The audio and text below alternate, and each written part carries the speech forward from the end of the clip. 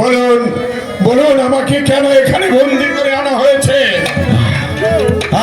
তোমাকে বন্দি করে আনলেও তুমি মুক্তি পাবে, তবে একমাত্র শর্তে। বলুন বলুন, কি শর্ত? তোমার বোন শ্যামলীকে আমার হাতে তুলে দিতে হবে। অসম্ভব! শ্যামলীকে আমি একটা ভিখারির হাতে তুলে দেবো? তবু আপনার মতো জানুয়ারির হাতে তুলে দেবো না। তুমি আমার সামনে জবান সামালকে কথা বলো বিশ্বজিৎ, তা না হলে আমি তোমার জিভ কেটে নেব। শাস্তির ভয় বিশ্বজিৎ কখনো পায় না। আপনি আমাকে হত্যা করতে পারেন, কিন্তু আপনার এই ভিন্ন প্রস্তাবে আমি কখনো রাজি হব না। শ্যামলীকে আমি শিশুকাল থেকে লালন পালন করে এনেছি, তাই তাকে আমি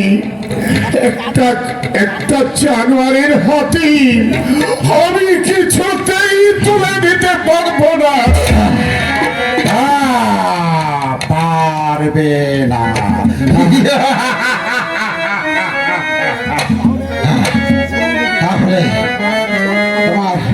তাহলে তোমার সেই সুখ তোমার পায়ে থেকে চিরতরে বিলীন হয়ে যাবে। পারবে না, পারবে না। আমরা গরিব দুর্বল হতে পারি, তাই বলে অন্যায় ভাবে আমাদের মান ইজ্জত মারবেন, সেটা আমরা হতে দেব না। আপনার ওই ত্রুটি আমাদের মুক্তির পথ আমরা পরিষ্কার করে নেব।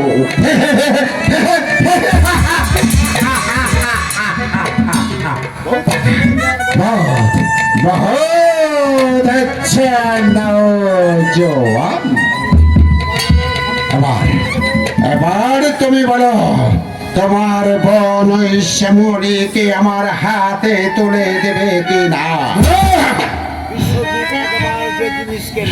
বিশ্বজিৎ একবার যে জিনিসকে না বলে, দ্বিতীয়বার সেটাকে হা বলতে জানে না। তুমি জানো এর শাস্তি কত ভয়ঙ্কর হতে পারে? জানি। আপনি আমাকে হত্যা করতে পারবেন?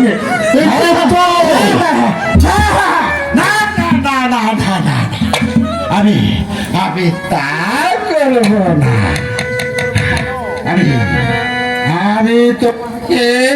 আমি তোমাকে কি করবো জানো? তোমার ওই সুন্দর চোখ দুটো আমি তুলে নিয়ে যাব। তবু একটা জানোয়ারের হাতে আমার বোন বিশ্বজিৎকে আমি তুলে দিতে পারি না।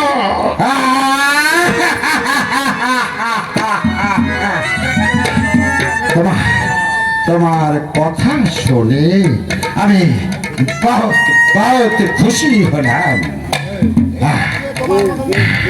তুমি কি জানো, আমার রাজ্যে তোমার মতো নীতিবান আমি আর একটিও পাই।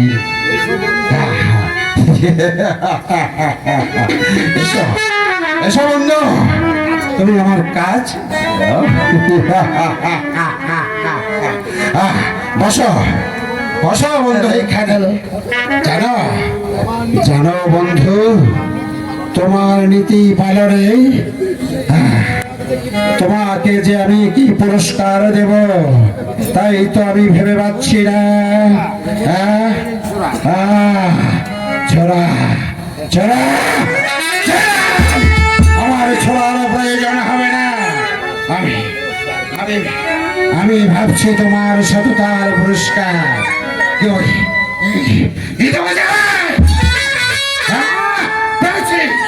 পেয়েছি।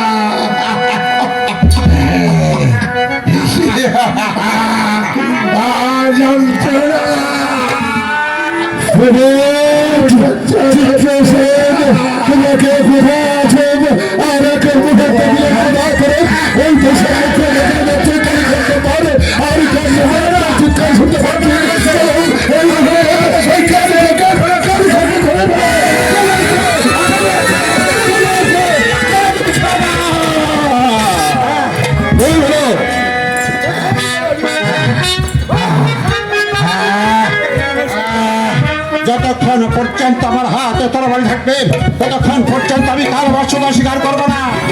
ঠিক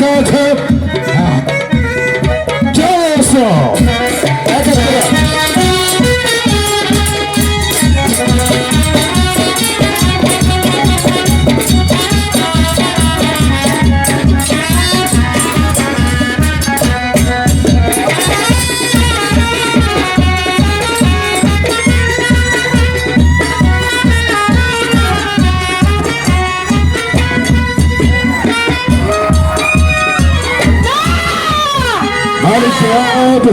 চিত্রসেন ওকে বেঁধে নিয়েছিল আমার রাজ দরবারে, তারপর ওর সমুচিত বিচার করবো। না, তোমরা একটু দাঁড়াও, তোমরা ওকে মেরো না। আমি যখন ওই কুসন্তানকে আমার পেটে ধরেছি, ওকে দুনিয়া থেকে আমি শেষ করে দেব।